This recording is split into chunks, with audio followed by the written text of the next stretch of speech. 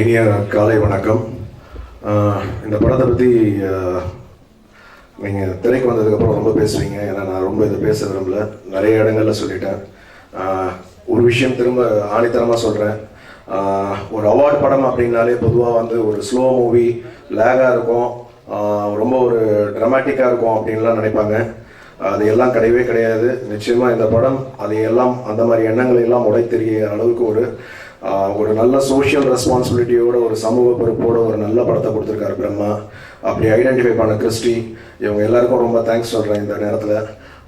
ஏன்னா இந்த மாதிரியான படங்கள் நிச்சயமாக இந்த இடத்துல வந்து நான் இவ்வளோ நாள் கழிச்சு இதை ரிலீஸ் பண்ணணும்னு கொண்டு வந்தது காரணமே இந்த படம் மேலே இருந்த கான்ஃபிடென்ட். இது எல்லா இடத்துலையும் ஒரு அடையாளம் ஏற்படுத்ததுக்கப்புறம் இதோட அட்டென்ஷன் எல்லாருக்கும் கிடைக்கும்.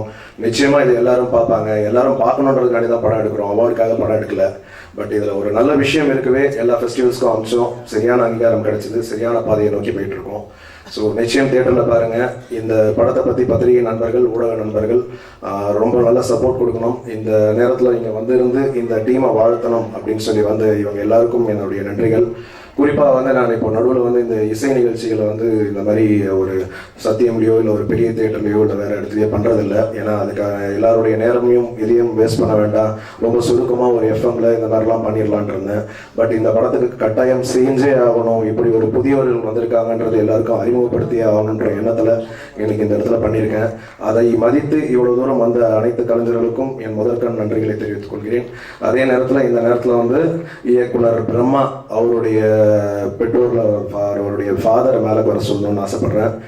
கிறிஸ்டியோட ஃபாதர் அவசியம் மேடைக்கு வரணும். ஏன்னா இப்படி ஒரு படைப்பு நிச்சயமாக திரைக்கு வந்ததுக்கப்புறம் நீங்கள் எல்லாரும் பேசுவீங்க. ப்ளீஸ் 2 பேரும் ஸ்டேஜுக்கு வாங்க. யாரும் ரொம்ப நேரம் பேசுவாங்கன்னு மாத்திரம் நினச்சிட வேண்டாம். முக்கியமாக ஒரு 2-3 நபர்கள் மாத்திரம் பேசுவாங்க. அவங்க படம் பார்த்துருக்காங்க. ஸோ அதனால் அவங்க இந்த விஷயத்த பேசினா ரொம்ப நல்லா இருக்கும்னு சொல்லி ரொம்ப தாழ்மையாக கேட்டுக்கிட்டோம். ரொம்ப சீக்கிரமாக இந்த நிகழ்ச்சியை முடிச்சிடுவோம். இப்போது பிரம்மாவோட அப்பா ஏன்னா எனக்கு தெரிஞ்சு நான் பிரம்மாவை இந்த இடத்துல பாராட்டணும்னு ஆசைப்பட்டேன். நான் பாராட்டுறதை விட பிரம்மாவோட அப்பா தான் பிரம்மாவை பாராட்டியே ஆகணும்.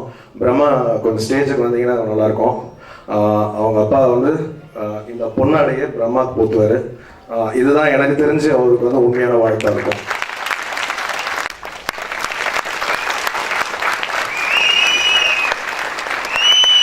அவங்க அப்பா அவர் சால்வ் அனுபவிப்பார்.